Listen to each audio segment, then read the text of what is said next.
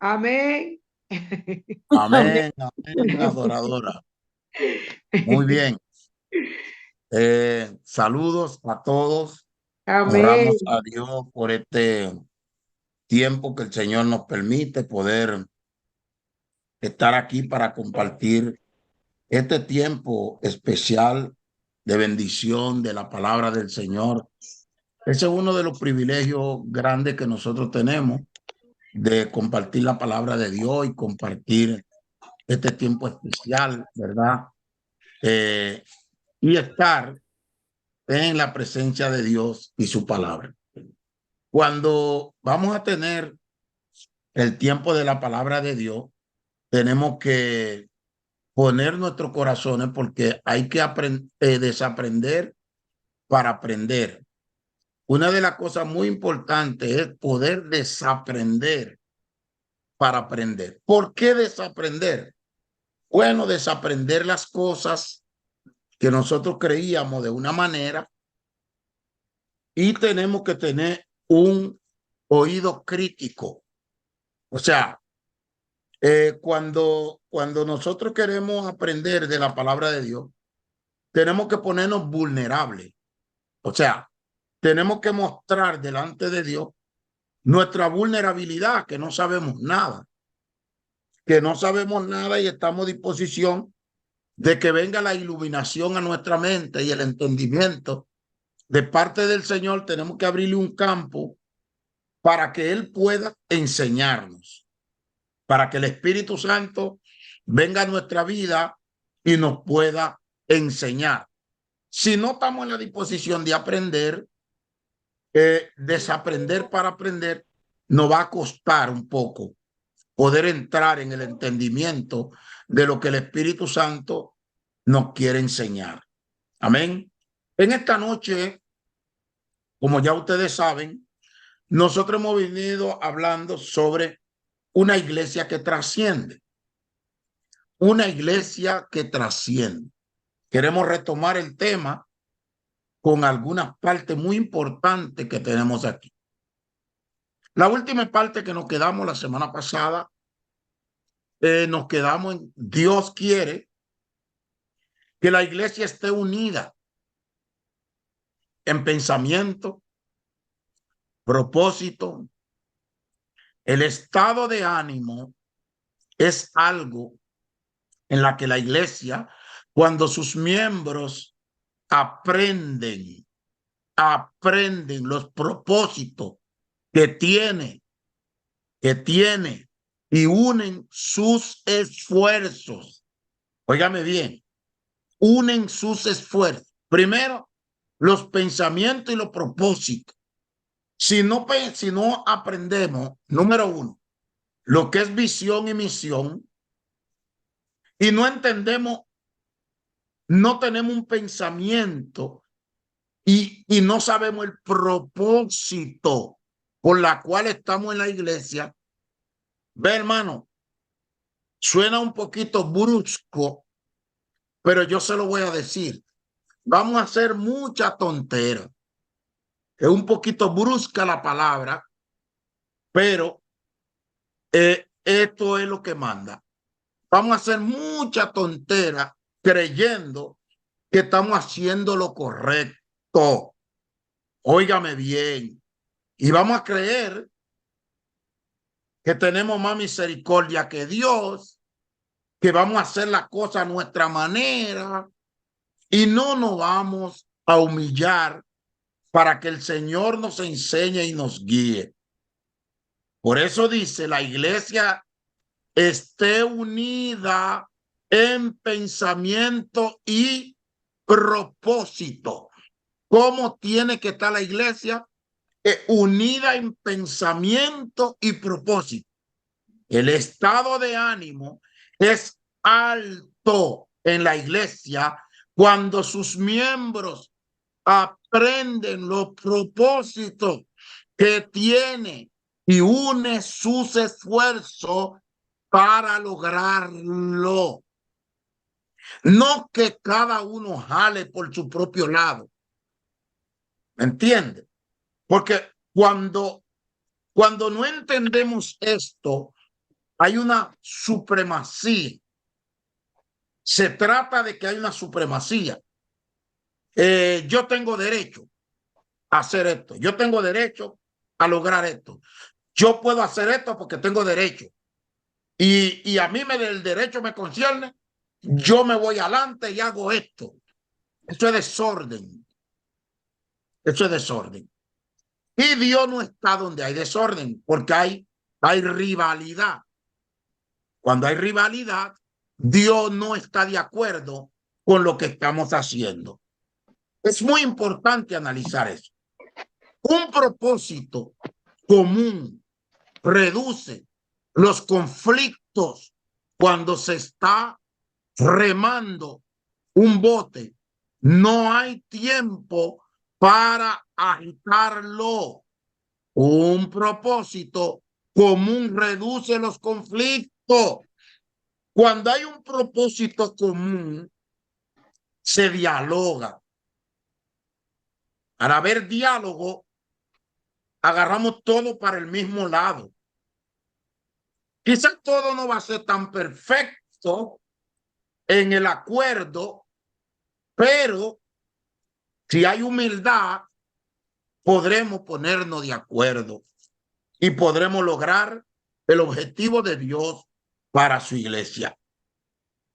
Cuando se está remando un bote, no hay tiempo para agitarlo.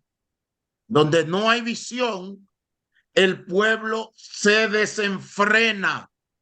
Proverbio 29:18. Y quiero tomar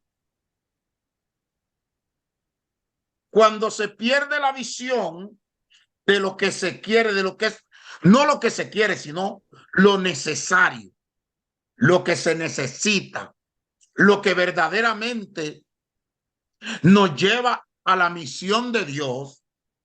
No hay conflicto, no hay quien es más poderoso, ni quien hace la cosa primero, ni quien lo hace mejor. Cuando esto se logra, no se dice yo hice, se dice nosotros hicimos. No, cuando ese propósito llega a un fin, no se dice fulano hizo, yo hice, se dice nosotros lo logramos, nosotros hicimos, nosotros lo luchamos y lo logramos.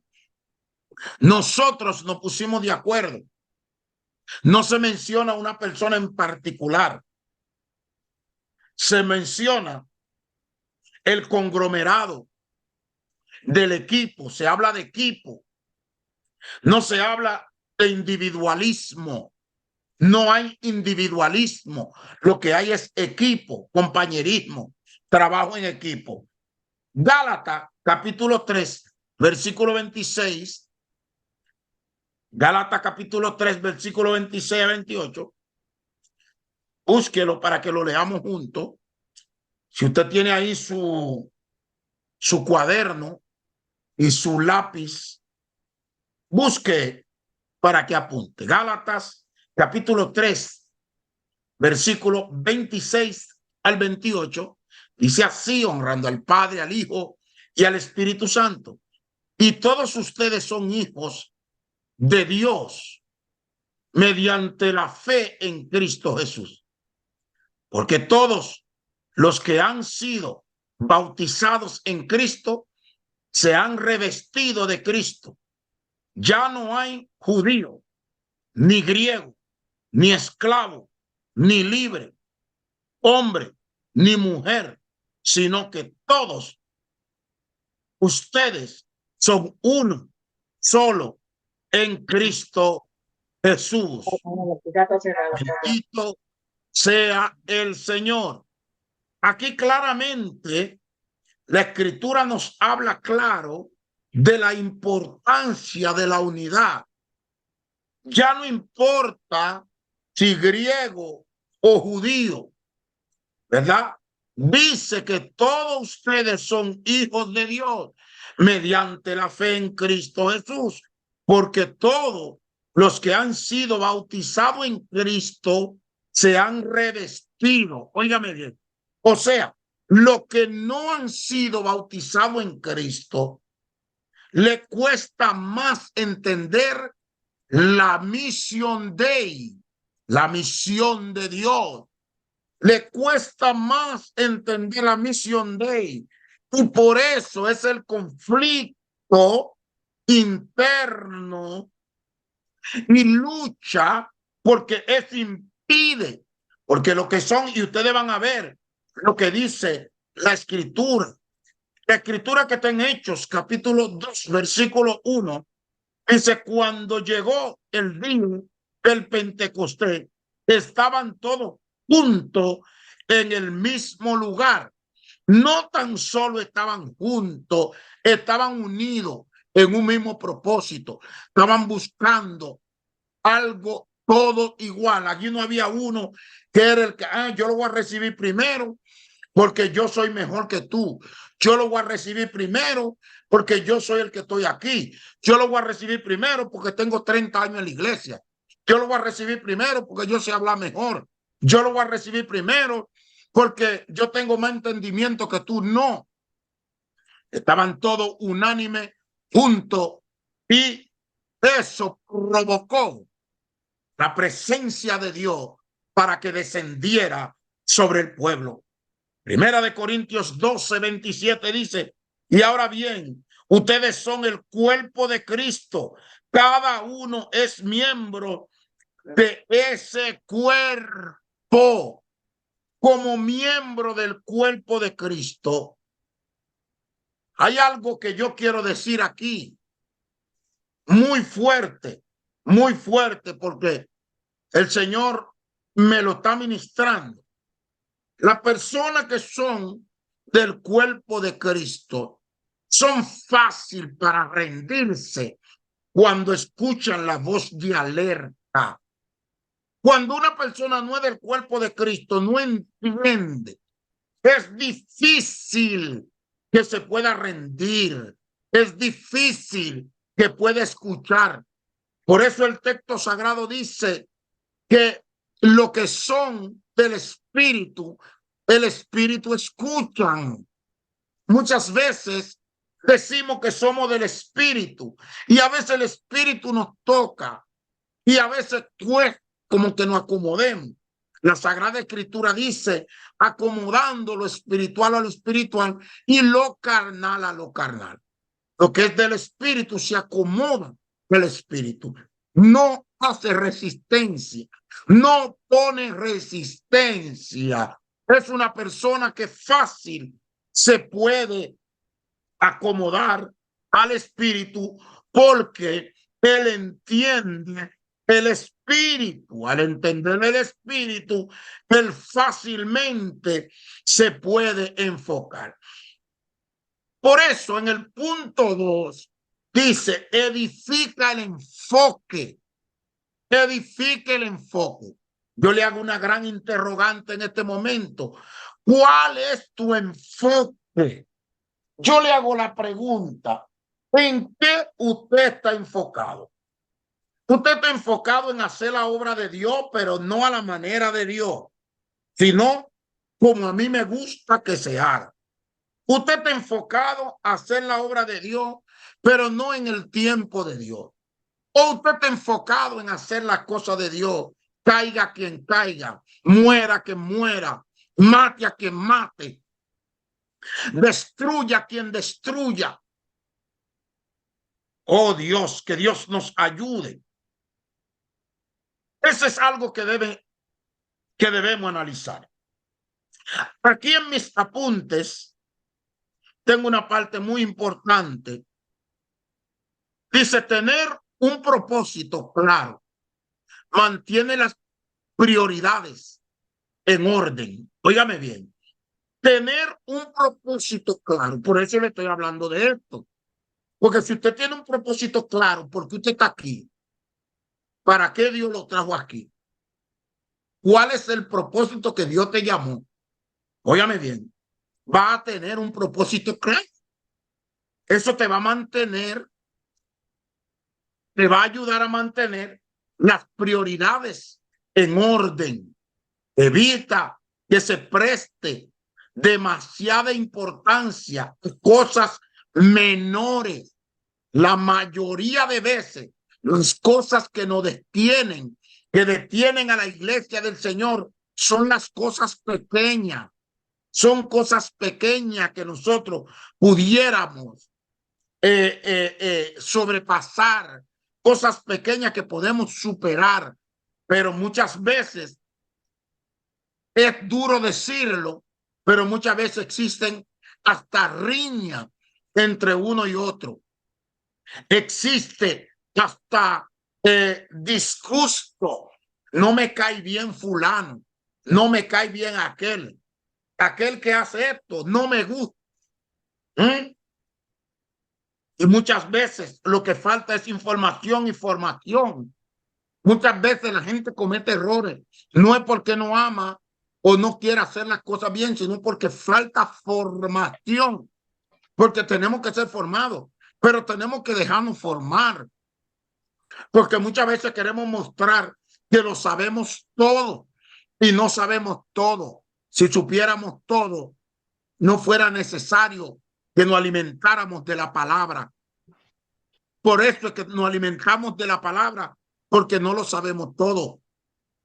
Porque el mismo Señor dijo que cuando viniera el Consolador, Él nos guiaría a toda verdad. Cuando venga el Consolador, Él nos guiará a toda verdad. Por eso, en Filipenses, capítulo 2, versículo 1 al 2, Filipenses, capítulo 1, perdone, antes de Filipenses, segunda Corintios 13:11, perdone, pero apunten a Filipenses también, 2:1 al 2, pero segunda de Corintios 13:11, segunda de Corintios 13:11 dice, a fin, hermanos, en fin, hermanos, alégrese, busquen su restauración, hagan caso de mi exhortación, sean de un mismo sentir, vivan en paz. El Dios de amor y de paz estará con ustedes, dice el apóstol Pablo. ¿Ah? Dice, en fin, hermanos, alégrense, busquen su restauración, hagan caso de mi exhortación, sean de un mismo sentir, vivan en paz y el Dios de amor y de paz estará con ustedes. Significa que si nosotros no vivimos en paz, tampoco el Dios de paz estará con nosotros. Otra escritura, Filipenses 2:1 al 2, dice, por lo tanto, si sienten algún estímulo en su unión con Cristo, algún consuelo en su amor, algún compañerismo en el espíritu, algún afecto entrañable, llénenme de alegría, teniendo un mismo parecer, un mismo amor, unidos en alma y pensamiento. Dice otras versiones, algún consuelo de amor. Completad mi gozo sintiendo una misma cosa. Dice la Reina Valera 1960. Amén. Si usted quiere, puede buscarlo en Filipenses, o si usted tiene una Reina Valera, usted puede ver la especificación que no es tan moderna.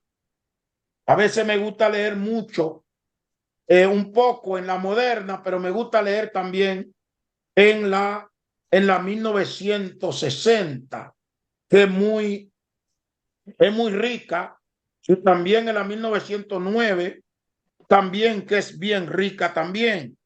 Gloria al Señor. Y podemos ver claramente cómo dice esta escritura, ¿verdad? Cómo esta escritura hace la especificación, ¿verdad? Y nos explica explícitamente Filipenses, ¿verdad?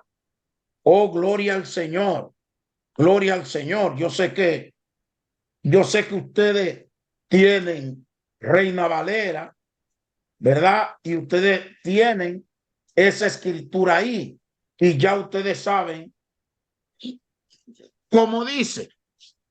Esto es muy importante, que nosotros pensemos así, que nosotros tengamos esa unidad. Esa unidad fue por la cual Cristo oró y Cristo hizo el clamor. Por eso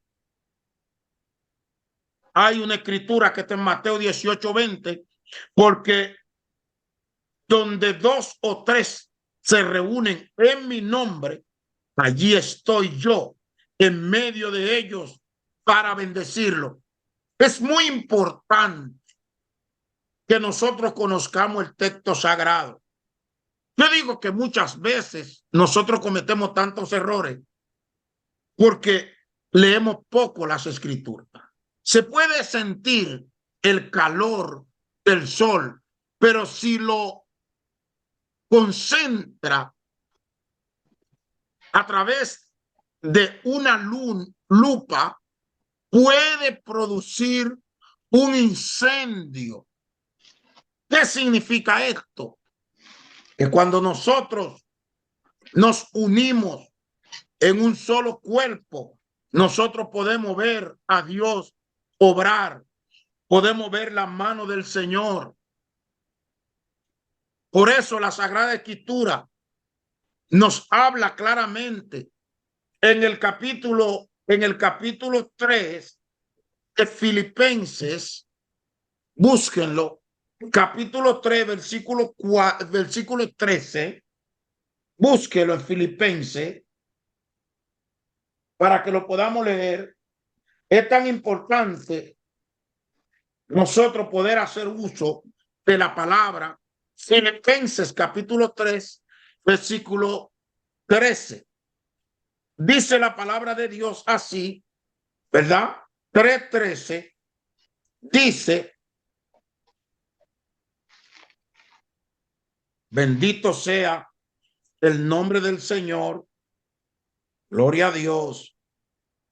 Por eso es que es bueno y quiero hacer uso, ¿verdad?, de la Biblia, porque esto es bueno que nosotros leamos la Sagrada Escritura. Desde el 12 dice: no que lo haya alcanzado. Capítulo 3, versículo 2 dice así: no que lo haya alcanzado ya, ni que ya sea perfecto, sino que prosigo por ver si logro hacer aquello para lo cual fui también asido por Cristo Jesús.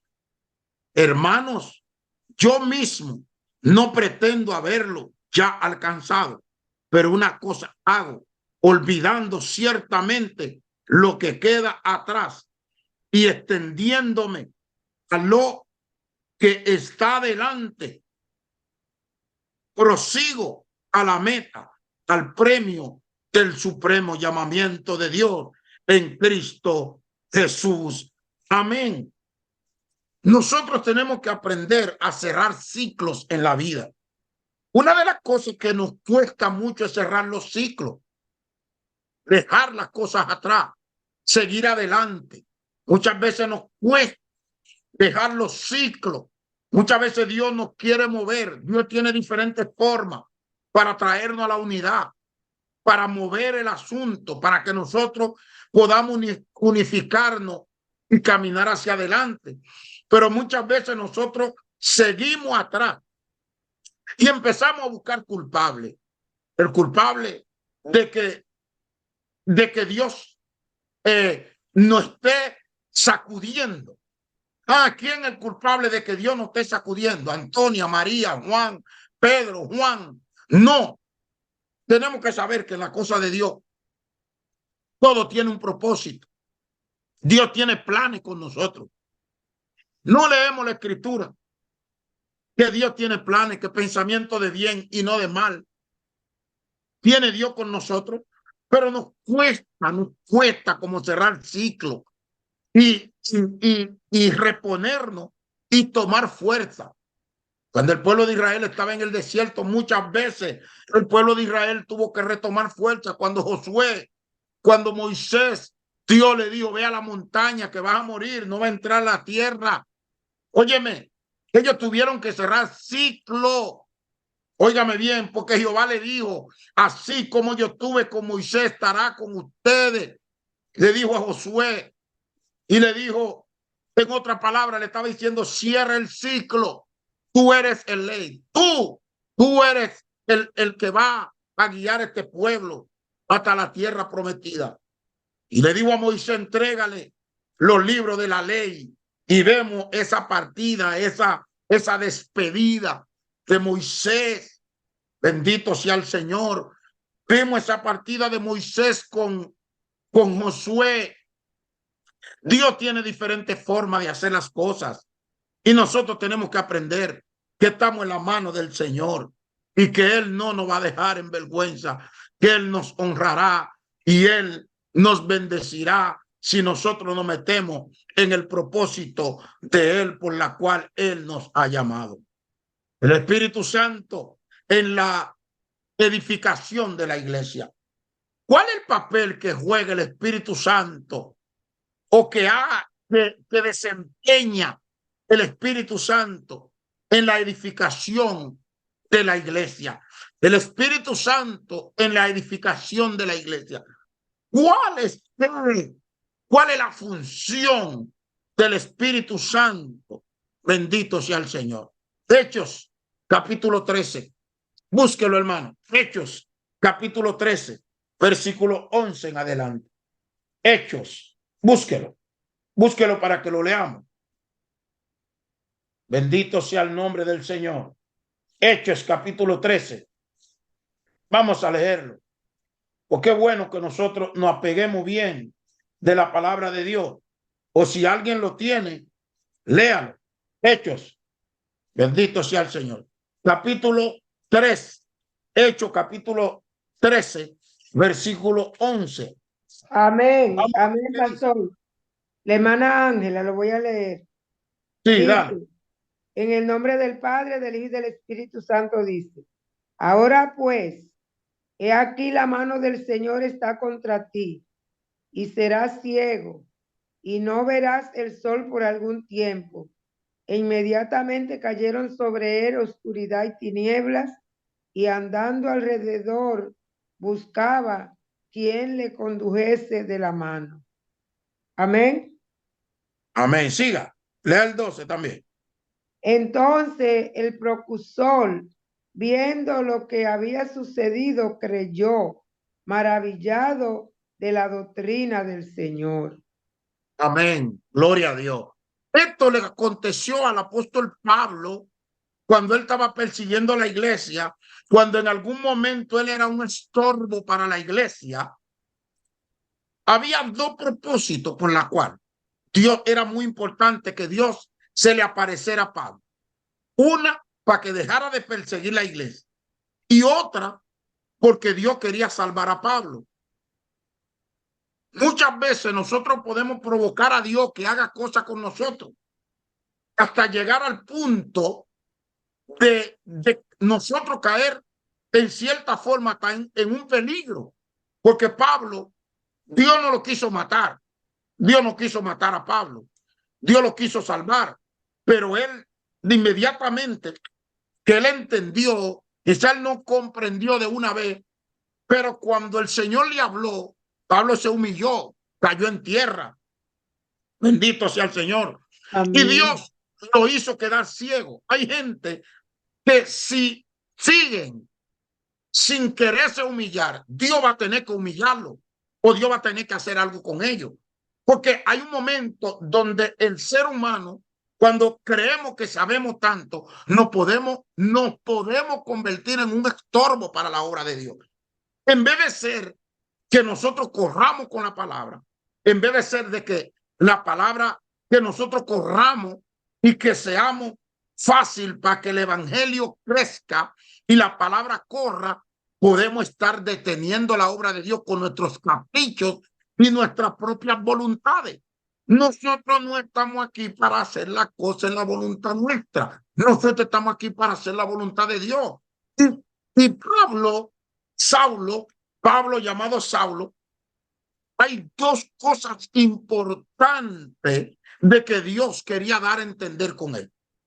Si sigues atacando la iglesia, te puedo quitar la vida.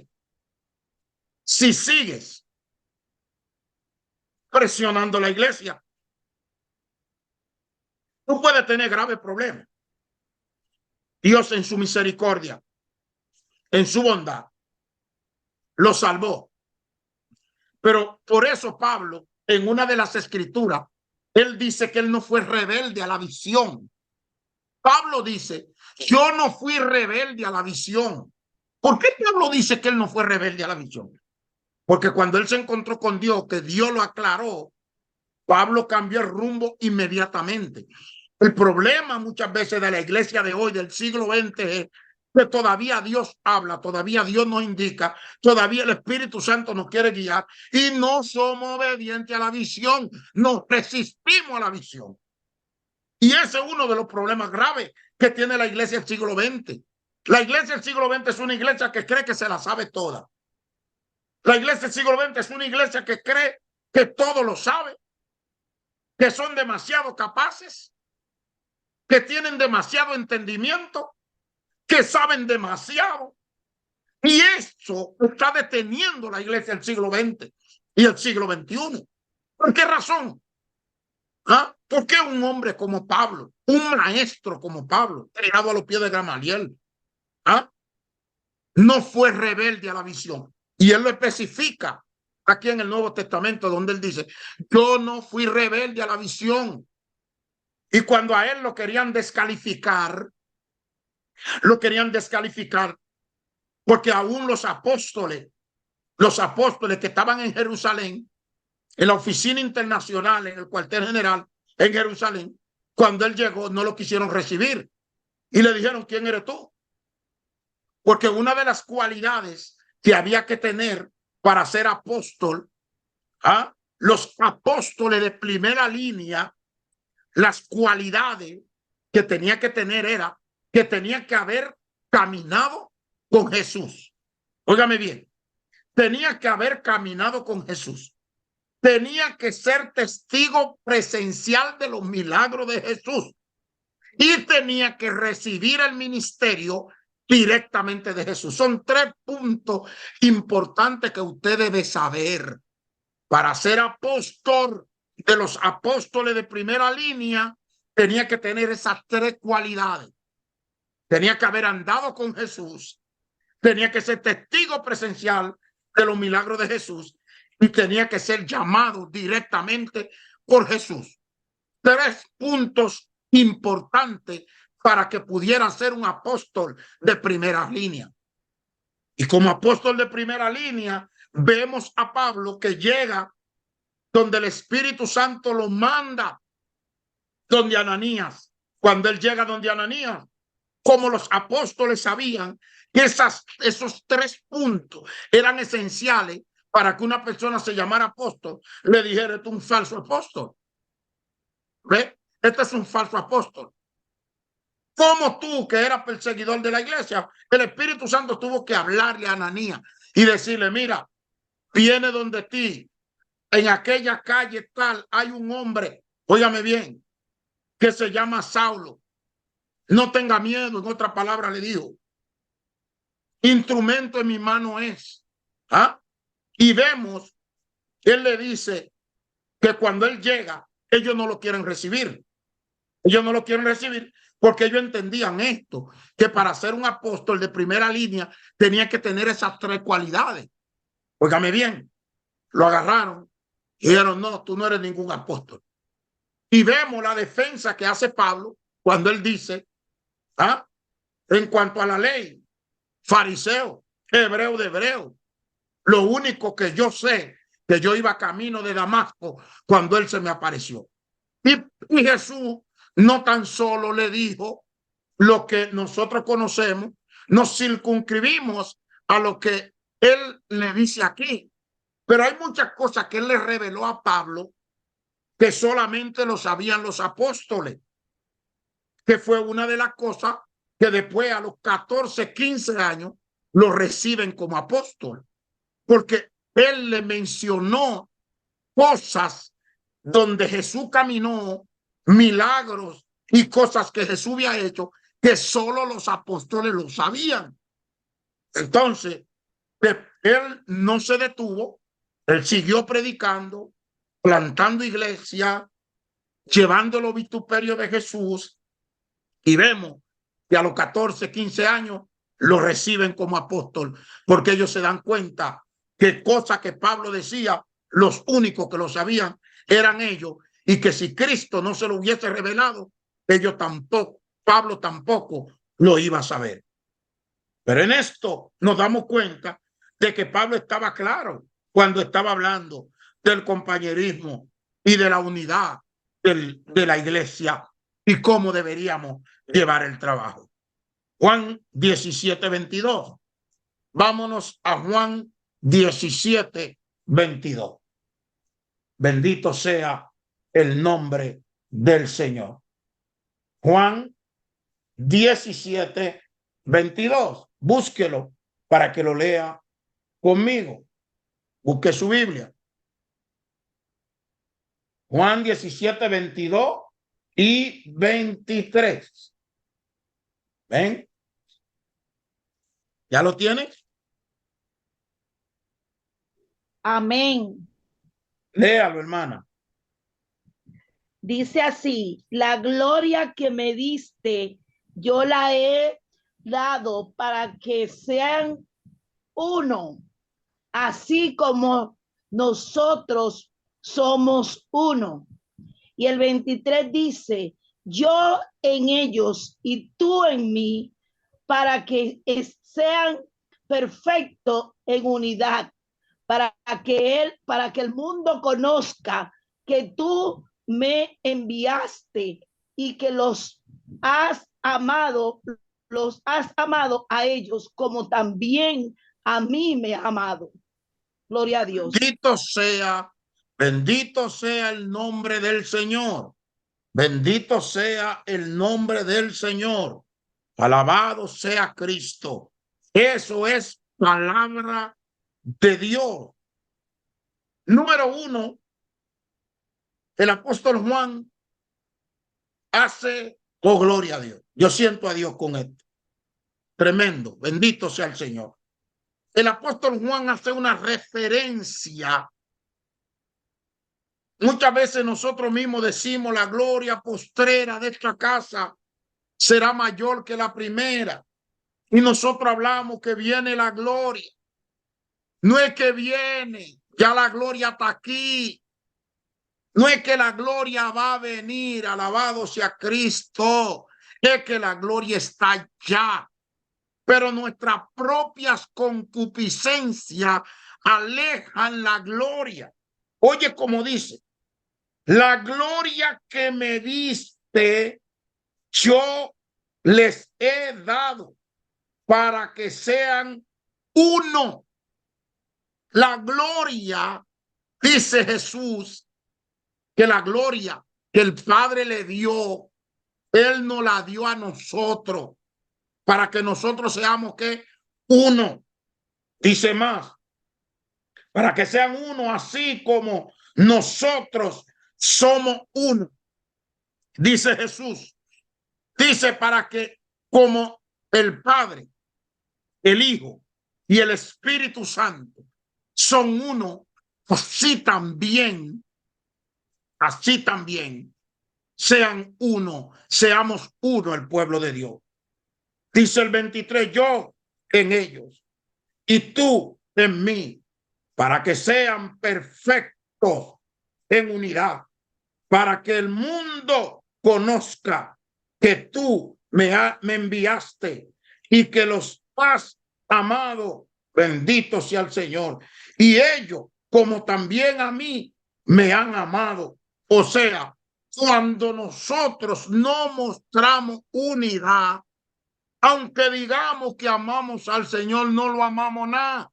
Estamos mostrando al mundo que no tenemos, que no lo amamos al Señor. No amamos al Señor. Al contrario, estamos mostrando desunidad. Bendito sea el Señor. Por eso debemos entender quiénes somos. Toda esa escritura yo se la leo para que usted sepa quiénes somos, por qué estamos aquí, por qué la importancia de llamarnos iglesia del Señor, porque la importancia de ser parte del engranaje de la familia de Dios. Como familia de Dios nos estamos amando. Somos fácil para arreglar nuestras diferencias o permanecemos días con una diferencia en nuestros corazones, acusando, buscando culpables, o vivimos en paz, o cuando nos acostamos, o cuando ofendemos, o cuando herimos a alguien, le vamos y le pedimos perdón. Hay un punto en la iglesia que dice restitución donde sea posible. ¿Acaso nosotros ese punto doctrinal lo estamos practicando? ¿O nos acostamos, como dice la Escritura, el sol se acuesta sobre vuestro enojo? ¿O porque estamos enojados con algo que no tuvimos de acuerdo, seguimos enojados? ¿Cómo puedes tú orar enojado con tu hermano? ¿Cómo puedes tú orar si en tu corazón todavía existe algo que no te deja estar en paz? Por eso hay gente que no pueden gozar de la salvación ni de la vida plena en la gloria de Dios, porque no se descargan, no tiran atrás, no cierran ciclos en su vida y no tampoco avanzan espiritual. Tiempo viene y tiempo van. Es la misma persona. No hay arrepentimiento, no hay restitución, no hay perdón, no hay arreglo. Alabado sea el Señor. Si Cristo viene en estas condiciones, muchas veces son cosas que no son tan significativas. Si Cristo viene en esas condiciones, ¿dónde vamos a ir? No llegaremos al cielo de Dios, llegaremos al cielo raso, no al cielo de Dios. 1 Corintios 12:12 dice, de hecho, aunque el cuerpo es uno, solo tiene muchos miembros y todos los miembros, no obstante, son muchos, forman un solo cuerpo. Así sucede con Cristo. Bendito sea el Señor. Nosotros como miembros del cuerpo de Cristo debe haber unidad en nosotros. Quiero cerrar con dos escrituras más. Primera de Juan 4:12. Dice, nadie ha visto jamás a Dios, pero si nos amamos los unos a los otros, Dios permanece entre nosotros y entre nosotros su amor se ha manifestado plenamente. Tenemos otra escritura, Salmo 133:1. Cuán bueno, cuán agradable es que los hermanos convivan en armonía. Juan 15:9. Así como el Padre me ha amado a mí, también yo los he amado a ustedes. Permanezcan en mi amor, permanezca en mi amor. La última escritura, Juan 17, 22, 23. Yo les he dado la gloria que me diste. Vuelvo y lo reitero y quiero cerrar con esta escritura. Yo les he dado la gloria que me diste para que sean uno, así como nosotros somos uno. Yo en ellos y tú en mí. Permite que alcancen la perfección en la unidad. Así el mundo reconozca que tú me enviaste y que los ha amado a ellos tal como me amas a mí. Bendito sea el nombre del Señor. Una iglesia que trasciende. Que el Señor les bendiga. Si tienen pregunta,